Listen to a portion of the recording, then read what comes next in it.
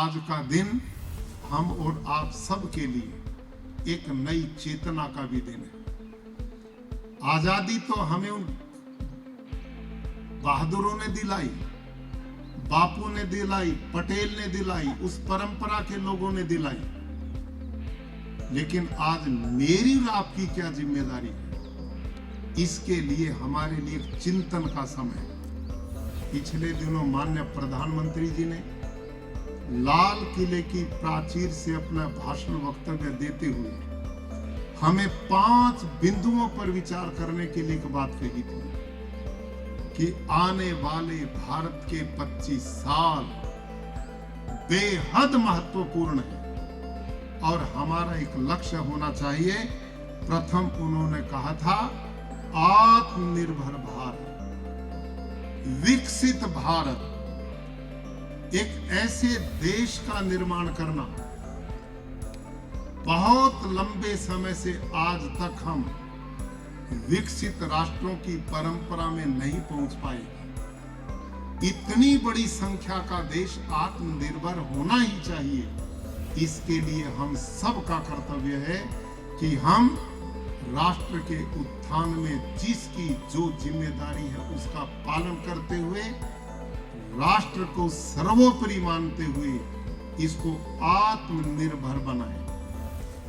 विदेशी वस्तुओं का प्रयोग न करके स्वदेशी वस्तुओं का अधिक से अधिक हमारे यहाँ प्रयोग होना चाहिए। अपने हर चीज के प्रति हमारा जुड़ाव और लगाव होना चाहिए। दूसरी बात प्रधानमंत्री जी ने कही जो बहुत महत्वपूर्ण है, जो आज भी हम में आत्मविश्वास नहीं पैदा करने देती, वो है पूर्ण रूप से गुलामी से मुक्ति। पूर्ण रूप से गुलामी से मुक्ति वो कौन सी है? हमें अपनी भाषा से प्रेम होना चाहिए, हमने अपने वेशभूषा से प्रेम होना चाहिए, हमें अपनी संस्कृति से प्रेम होना चाहिए, हमें अपने खान पान से प्रेम होना चाहिए, हमें अपनी विरासत से प्रेम होना चाहिए। हम किसी से कम नहीं अपितु विश्व गुरु भारत। आज मैं और आप गर्व समझते हैं कि बाहर का जो है वो बहुत अच्छा है, हमारा जो है वो कुछ नहीं। अरे 74वां हम गणतंत्र दिवस मना रहे हैं। 74 साल से हम यदि अपनी उस गुलामी की मानसिकता को नहीं निकाल पाएंगे तो हम राष्ट्र को आत्मनिर्भर कैसे बना पाएंगे? अपने आप पर हमने विश्वास क्यों नहीं है? बाहर की मोहर लगे बिना हम प्रामाणिक ही अपनी चीज को नहीं मानते। उनमें क्या ऐसी विशेषता है? आज भारत दुनिया में तेजी से आप विचार करिए, आज हम दुनिया की 5वीं सबसे बड़ी अर्थव्यवस्था बन चुके हैं और यदि हम अपने स्वरूप को पहचान दें तो हम नंबर 1 की व्यवस्था किसी काल में रहे हैं और पुनः भी बन सकते हैं।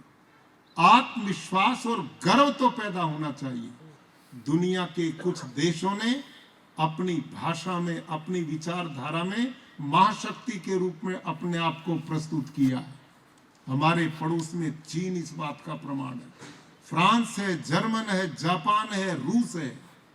जब वो अपनी भाषाओं में दुनिया भर की साइंस टेक्नोलॉजी में नंबर 1 जा सकते हैं तो हमें किस चीज ने खा लिया है?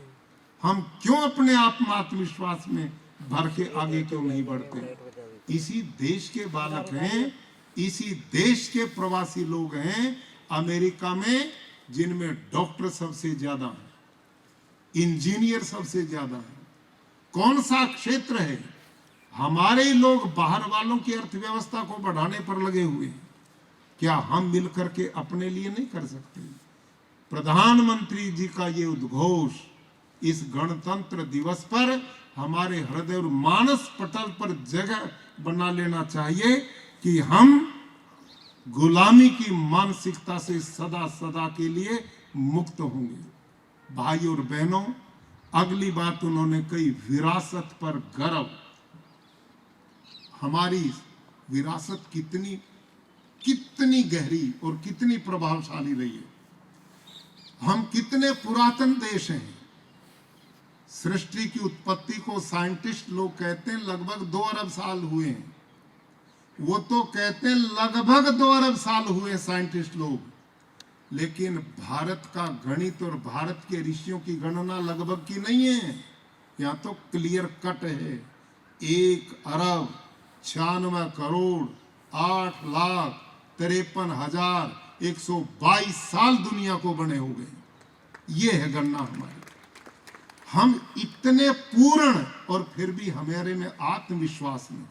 उसका बहुत बड़ा कारण रहा है कि हमें जो पढ़ाई जा रही है वो मैकाले की दी हुई है, और उस पढ़ाई से वो जो पैदा करना चाहता था वो आज तक हम पैदा कर रहे हैं। इसलिए अपने पे विश्वास नहीं पैदा हो रहा। आज मैं केंद्र की भारत सरकार को बधाई देता हूं कि उन्होंने भारत की शिक्षा नीति में कि बहुत बड़ा आमूलचूल परिवर्तन किया। अब वो शिक्षा पद्धति लागू होने जा रही है। आने वाली पीढ़ियों में गर्व पैदा होगा। हर जगह हमें दीनता हीनता सिखाई गई, उसका परिणाम हमने अपने स्वरूप को नहीं पहचान पाए। आज उस स्वरूप को पहचानने की जरूरत है। भारत की विरासत यहाँ के वेद हैं, भारत की विरासत यहाँ के शास्त्र हैं, भारत की विरासत रामायण है, गीता है, महाभारत है। हमारे प्राचीन ऋषियों के गहनता पूर्ण अध्ययन के ग्रंथ हैं, उस पर हमें गर्व होना चाहिए। भारत की विरासत संयुक्त परिवार व्यवस्था, जिसमें आदमी कितना सुखी था, आज एकल परिवार बाहर की नकल की कितना दुखी है, बेचैन है, हताश है, निराश है, दुखी है। आज हमने अपनी उन परंपराओं को जो आत्मिक सुख भी देती थी, भौतिक भी सुख देती थी, इन दोनों को जीवन का आधार बनाना है। अगली बात उन्होंने कही, एकता। भाई और बहनों, जिस परिवार में एकता होती है, जिस समाज में एकता होती है, जिस देश में एकता होती है, उसकी उन्नति को कोई रोक नहीं सकता। हमारे देश की गुलामी का बहुत बड़ा कारण बाहर के आक्रांता बलवान थे ये नहीं था। बाहर के आक्रांता बहुत वीर थे ऐसा नहीं था। हमारी गुलामी का कारण था दिल के फफोले जल उठे सीने के दाग से, इस घर को आग लग गई घर के चिराग से। हमारे अपनों की फूट ने देश को बर्बाद किया। हमारी एकता न रहने के कारण हम आपस में लड़ते रहे और विदेशियों का साथ देकर उनके राज्यों की स्थापना कराते रहे। आज जमाना बदल रहा, हमने समझना होगा। भारत विविध भाषाओं का प्रदेश है, विविध पहनावे का प्रदेश है, विविध संस्कृति का देश है, लेकिन हमने पटेल जी ने जैसे राष्ट्र को एकता के सूत्र में बांधा था, वही सरदार वल्लभ भाई पटेल का मंत्र, अनेकता में एकता का भाव मजबूती से करना। राष्ट्र सर्वोपरि है, और हमारे वेदों का वाक्य है, मंत्र संगच्छध्वम संबद्धध्वम संभु मनानसी जानताम देवा भागम यथा पूर्वे संज्ञा नाना उपासते। जिस देश में श्रेष्ठ लोग मिल करके चलेंगे, मिल करके बोलेंगे, एक दूसरे की उन्नति चाहेंगे। ऋषि दयानंद ने लिखा है, प्रत्येक को अपनी ही उन्नति में संतुष्ट नहीं रहना चाहिए, किंतु सबकी उन्नति में अपनी उन्नति समझना, यह है राष्ट्र की एकता का भाव। ऐसी एकता के साथ हम मिलकर के देश को आगे बढ़ाएंगे तो हम विश्व गुरु पुनः बन पाएंगे। भाई और बहनों, अंतिम बात प्रधानमंत्री जी ने कही कि नागरिक अपना कर्तव्य भी समझे। हम सब, मैं भी उसमें, और सबका एक भाव रहता है। हम जहां तक अधिकार की बात आती है तो हम सब बड़े सजग होते हैं, अपने अधिकारों के लिए हम हर समय चेताए रहते हैं, लेकिन जब कर्तव्य की बात आती है तो वहां हम पाला बदल जाते हैं। ये है आज के दिन सोचने की। इस गणतंत्र दिवस पर यदि हम इस धर्म, भारत की संस्कृति में किसे कहते थे? धारणात धर्म इत्यादि, जिसके धारण करने से धारण करने वाला भी सुखी हो और जो संपर्क में आए वो भी सुखी हो, उसको धर्म कहते थे। और वो रास्ता क्या था कि जो व्यक्ति ने जो व्यवसाय जीवन में चुना है, उस व्यवसाय को पूर्ण समर्पण, ईमानदारी से निभाना, ये भावना जब हो जाएगी तो उस समय राष्ट्र की गति को पहिए लग जाएंगे। एक पियन से लेकर किसान खेत में, टीचर स्कूल में, सेना सीमा पे, आंतरिक हमारे प्रशासनिक आंतरिक व्यवस्था में, सबके सब पूर्ण ईमानदारी से यदि राष्ट्र हित के लिए मेहनत से जुट जाएं तो कितना बढ़िया स्वर्णिम काल हो सकता है।